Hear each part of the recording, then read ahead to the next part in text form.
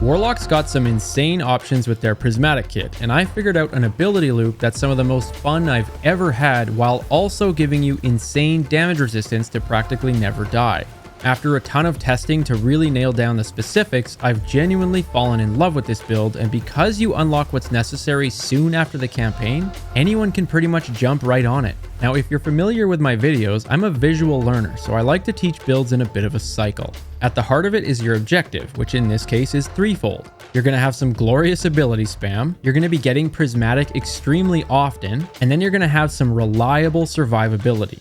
First, we'll cover some core items that feed into that, like some fragments, an aspect, the exotic, and then the second part of the cycle, we'll go through your subclass, like what choices fit perfectly around that objective, but I'll also explain some cool transcendent stuff, and then we'll move on to some leftovers, like what mods you're going to use to close some of the cooldown loops and some remaining fragments. We'll talk about some weapons that really slap on this build, and then we'll finish the cycle talking about some artifact choices to sweeten it even more. Plus, I've got this whole thing summarized in a Destiny 2 builder website that I'm going to show you as well.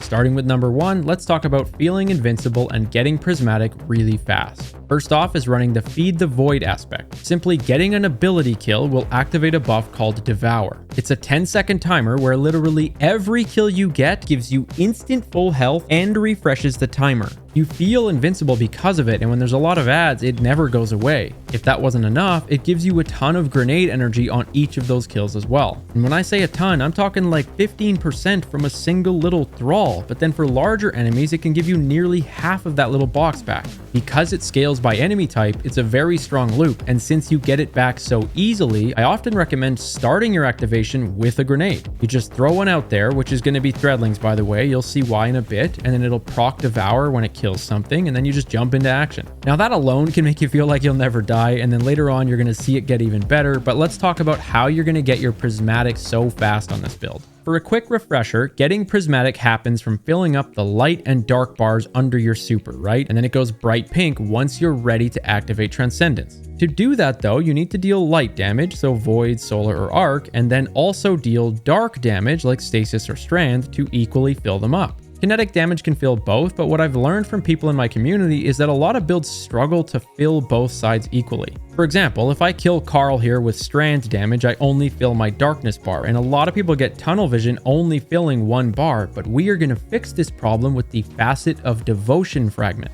This thing makes it so that killing any darkness debuffed target will give you light energy as well. Darkness debuffs are things like slow and freeze or sever and unravel, which I'm going to explain more in a moment. If we go back to that example and look at Carl now, he has a darkness debuff, and then when I kill him with that same strand damage, of course the dark bar fills up because it was a darkness damage, but then I also get some light progress thanks to this fragment.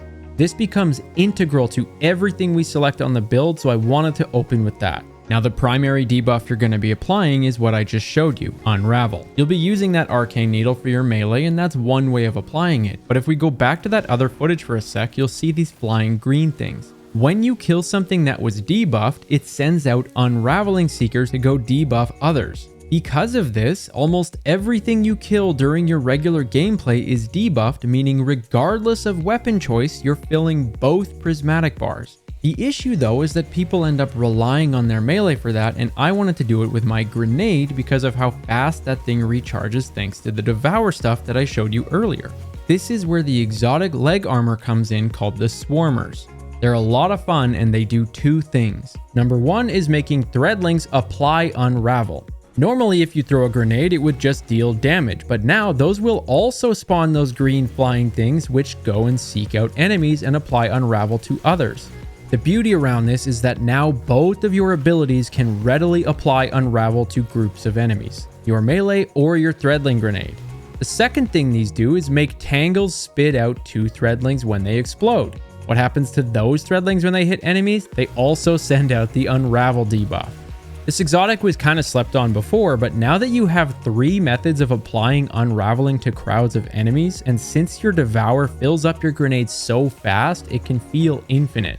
You can throw out a grenade, get Devour from it, it'll apply the Unraveled debuff to enemies, and then killing those unraveled enemies not only fills both your prismatic bars because of that fragment we talked about before, but it also spawns a tangle. Destroying that tangle will spawn more threadlings, which then create more unraveling seekers, and it's just endless fun.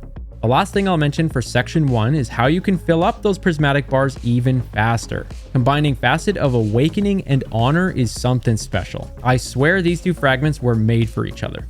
Starting out with Awakening, getting multi-kills of a specific elemental type will drop a matching elemental pickup. For example, if I get some arc kills here, I'll make some ionic traces that come back to me, but then if I do it with strand damage, it'll drop a tangle. Those are examples of elemental pickups, and each one does something specific. Ionic traces are sweet because when they come back to you, you get a chunk of your rift energy back. Tangles are sweet because when you destroy them, you can enjoy everything I just explained. Then this is where the harmony comes in with Facet of Honor. Anytime you pick up an elemental, you get a huge matching chunk on your transcendence meter. Those ionic traces are arc, so they fill your light bar, but then even the tangles count. When I destroy that, it fills the darkness bar, and it's way more than I would have expected. Words honestly can't really do it justice, like the combination of the ability spam with all the debuffs going around while you're getting your kills, and then the synergy around these two fragments get you prismatic so fast. Moving on to the second section though, let's talk about your subclass. And by the way, if you're someone who really enjoys this stuff, like making builds and getting down to the detail, join my Discord. Maybe I can teach one of your builds to folks on here because I personally love doing this. Either way, starting with the grenade, I've kind of made that obvious, you're going to be using the Threadling grenade. The synergy with the Swarmer's exotic and having Devour is just too good to pass up, but I wanted to mention that if you've never used these before, they can take a little time getting used to. At immediate first glance, they can feel weak, but they're not. They're actually quite strong. The key is knowing that when you throw it out there, it takes a bit of time to break off into the actual Threadlings. Sometimes hitting enemies right at their feet will work, but you can also just throw them in the air and let the Threadlings kind of drop down and do the rest for you. They even climb around walls, and the other thing is that say you throw a grenade and there's no enemies for them to hit, they actually come back to you and collect charges on the left-hand side. Those will sit there and wait for the next time you shoot someone, and then they'll jump out and seek after them. It's really cool. For your melee, you're using the Arcane Needle that I showed you, but funny enough, it's not just for those Unravel debuffs. It's because you get 3 charges. You see, you're going to have the Lightning Surge aspect that combines very well with this. Whenever you're in the middle of a slide, it changes that strand arcane symbol to an arc lightning symbol. This allows you to thrust out this arc mega melee, which clears entire waves of adds and even applies jolt to them, which can stun an overload, by the way. And simply because Arcane Needle has a base of 3 melees from the subclass screen, it translates over to the aspect, giving you 3 of these mega melees. It's so much fun, and because that's arc, it'll also fill up your light bar, obviously, for prismatic. So even just having an option of both a light and dark melee is really awesome. A final reminder on the melee is that this will also proc Devour, because remember, that just needs an ability kill, and this one's potent, so it's kind of like a full health button too. Now, another thing I want to talk about within the subclass section is a cool prismatic feature. Having anything arc on your subclass screen, in this case the arc aspect, gives you access to becoming amplified. All you gotta do is get arc kills. That can be your melee or an arc weapon. It's that easy, and we love this because being amplified provides many benefits. It's plus 50 mobility, a way quicker sprint, a higher jump, longer slide. It even buffs all of your weapons, like the handling skyrockets, and it's just a very run and gun style of gameplay. It also makes you live a lot easier through an artifact that I'm going to cover in section 5. But now let's break down the Prismatic Transcendence, because we've talked a lot about how to get it really fast, but why do we care about that? Well, first of all, right out the gate, you're going to get a blanket 20% damage resistance. Straight up, it's just easier to live now. It also immediately refills your grenade charge and 2 full melee charges as soon as you pop. In this clip, I know I'm about to pop Transcendence, so I burn my nade and melees, and then when I do activate it, I get it right back. The Prismatic Grenade on Warlock is called Freezing Singularity. It's basically a mix of Vortex and Dusk Field. When you throw it, it'll pull enemies in, applies a slowing debuff to them, and then implodes for big damage after 5 seconds. Prismatic is also sweet because you've likely noticed that your abilities just charge really fast, but then using one juices the other, like throwing a grenade will buff your melee and vice versa. It's kind of like button mashing in a fighter game. Prismatic is just fun. What's cool too is that when your Transcendence ends, you get your normal grenade back. Like, it will always be ready, which means you can start your whole cycle again with Devour. The last thing I'll probably say about this is that you also do get a 5% damage buff to your weapons. It may seem small, but it's not zero. You're literally just better with it. Now, the final thing on your subclass is choosing a super, and that's going to be Song of Flame. Positively busted.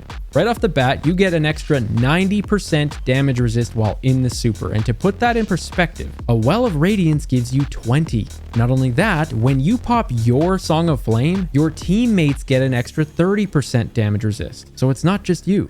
Once you're in it, you're basically a grenade and melee throwing machine. You throw a heat-seeking solar nade and then a souped-up incinerator snap, one after the other over and over. Because they're abilities, they still trigger Devour too. Most people like to just spam those over and over because it's fun, but I should remind you that the super also gives you Radiant, which means if you do use your weapons, they're going to deal 25% more, and a fun bonus is that your kinetic bullets will also apply Scorch on every hit. Last but not least is that when your Song of Flame super ends, you get all of your abilities back. Essentially, if you're ever somehow out of all your abilities during your gameplay and then you pop your super, it's kind of like a reset button. Moving on though, with all of the ability hallmarks covered, let's go to some mods that close out cooldown loops and some extra fragment synergies. Starting out with the mods, let's talk about your helmet. You're going to want a Siphon mod for whatever weapon that you're using the most. These make you orbs on multi-kills, and I recommend using Arc since you're going to want to create those ionic traces that we talked about as well. For the last 2 slots, I've tested other mods and they aren't worth it for this particular build. So the good news is you can use whatever you want. Maybe that's an ammo finder or a scout mod to help your teammates.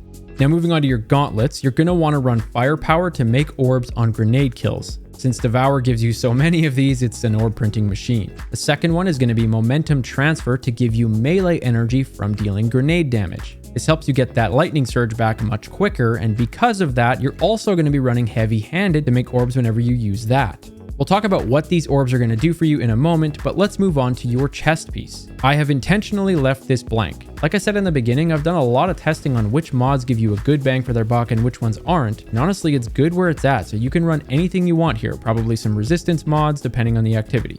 Moving on to our legs, we've got Invigoration for the first mod. Every time you pick up an orb, you're going to get more melee energy. The second one is a Weapon Surge. In this case, when you pick up an orb, it's going to give you an armor charge that's on a 10-second timer. This will boost the damage of your weapon matching the surge that you've selected. If I walk over 3 orbs, for example, I'll get 3 armor charges, and that's going to be 3 10-second timers, so a full 30 seconds. Walking over any other orbs just immediately keeps refreshing it, so it can feel like you've got it on all the time. And I use Arc here to match my Siphon, which I'll explain in the weapons section. For your third mod, you could use another Weapon Surge, but I found in my testing that one is all you need based on some weapon recommendations, so I actually recommend running Recuperation, which is just going to give you extra health on every orb pickup. It helps bridge the gap for when you might not have Devour. With that wrapped up, let's move over to your class item. Powerful Attraction is one of my favorites. Every time you pop your Rift, it's going to pick up all nearby orbs, so all those benefits I just mentioned are going to proc without having to worry about finding orbs. The second one is Proximity Ward. This gives you an overshield during your finisher animation, and I often find if I'm ever weak in a moment, there's usually an enemy within finisher range that can save me.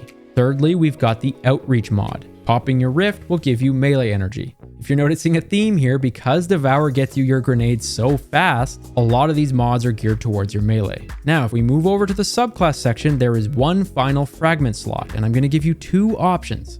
The first is Facet of Balance. This gives you melee energy whenever dealing light damage, and then grenade energy whenever dealing dark damage. It's like the cherry on top for the entire ability loop. Strong contender. The second option is Facet of Bravery. This one's amazing, but it does put some restrictions on your weapon selection, so if you want to use any weapon you like and never really have to think about that, the other fragment is a great choice. If you do want to dive into weapon synergies though, this is pretty cool. Getting a melee kill will give your strand weapons unraveling rounds, and then getting grenade kills give your void weapons volatile rounds. To be clear, that means the bullets from your strand weapons will apply that debuff I explained earlier, but then a void weapon will hit enemies with this purple debuff that basically makes them explode and cause chain reactions. It's very powerful, but I know that a lot of activities already kind of restrict what weapons you can choose, so what I'll say is that if you have strand and void options you love, this is incredible, but if you don't, or if you feel restricted, then just use the other one. Now with weapons on our mind, let's move on to that section and talk about them. I should also mention that I've partnered up with Mobalytics, by the way, and that's a Destiny 2 builder website that allows me to summarize my entire builds into one page that you can refer to. So I'm going to show you that at the end of the video. Diving into the weapons though, let's talk about your middle slot. You want to run an arc weapon to help you get those ionic traces. Just a reminder, those are going to give you the rift energy, but also huge boosts to your prismatic light meter. I really like the Indebted Kindness rocket sidearm, and since you'll have an arc surge on your boots, I found that it gives just enough boost to make this one-shot most medium level adds. Earlier I mentioned how you could run a second surge, but you really only need one to kind of achieve this. In your top slot, I recommend a darkness element, so strand or stasis. The Agar Scepter exotic is particularly special in this build because it can apply darkness debuffs as well. I showed how all of your abilities are going to be applying that strand debuff called Unraveling, right? But this thing applies a stasis debuff, which can also proc that devotion fragment, the one that gives you light energy from killing dark debuffs. It's also just a really fun exotic. Like, you can kill one thrall and it'll freeze a bunch of others around it. They all shatter and it's just a blast. But another option is just using a strand weapon to benefit from that bravery fragment that I mentioned. Get a melee kill, bam, your weapon now has unraveling rounds. For your heavy, this can truly be anything that you want. But for instance, if you do run that bravery fragment in that final slot, then a void machine gun with volatile rounds is pretty special. You just start shooting it and things go boom. The one overarching thing that I would say about weapon selection in general is that Bungie's been really leaning into making us hit precision shots. A perfect example are Tormentors, so having a good crit damage option is often important. This can be a linear fusion, a reliable kinetic, the new microcosm exotic, really anything you want. Just don't trap yourself running small weapons like scouts or SMGs just to match an element, you know? Moving on to the final part of the cycle are artifacts. This build works fine without them, but it feels wrong not to include it when you have the option, right? The first is Galvanic Armor. While you're amplified, you're going to get a 30% damage resist, and just a reminder, that's whenever you get arc multi-kills with a weapon or ability, so the slide melee. I also thought this would be a funny moment to demonstrate just how intense damage resist can get. Let's say you're running 100 resilience, that's 30% DR right there. Add on this artifact while you're amplified and that's another 30%. Since you get transcendence so often on the build, that's 20%. With the protection fragment, it's another 15%. And the way the math works on this is that if an enemy were to send a 200 damage shot at you, which would normally kill, it'll only hit for 67. Say you popped your Song of Flame super for an additional 90% damage resist, well now that 200 damage shot is only going to hit you for 7. They literally have to deal 3000% more damage to you just to try and kill you while you've got these going. You're literally stronger than a walking Relic of Radiance. Moving on though, we've got the second artifact mod that juices things, which is Transference. Right out the gate, that gives you 10% higher grenade and melee damage, but then it also tracks how many weapon kills you get during your Transcendence so that when it runs out, it refills your light and dark bars based on how many there were. It caps out at 20 kills, giving you 50%, but either way, it's sweet. The next would be Shield Crush, which gives you an additional 25% boost to your grenade regen and damage while amplified or radiant, which feels like always on this build. And then finally, we've got Threaded Blast. Destroying a tangle with a strand weapon makes the explosion from it even bigger. So like, why not? Now I know that was a lot of information, but I always want to make sure you know why you're running what you are and how things synergize. I also wrote up this entire build summary with notes on Mobalytics. It's a really cool website that stores Destiny builds and it's incredible for referring back to, so I've made sure to add that link for you to use. I've started a Patreon recently and mentioning it in all of my videos because they take so many hours to make, and I've tried doing what others do, like ripping through videos much quicker to get more frequent uploads out, but honestly, this is just who I am. I'm kind of coming to terms with the fact that I just feel this need for every detail to be spot on and thoroughly demonstrated, which makes things really tough financially. I hate talking about it, but wanted to mention that if any of my videos have ever helped you, consider checking out the Patreon linked below. Other than that, this is a Titan build using the brand new Rocket Exotic, which is equally fun, so click on that to watch it next.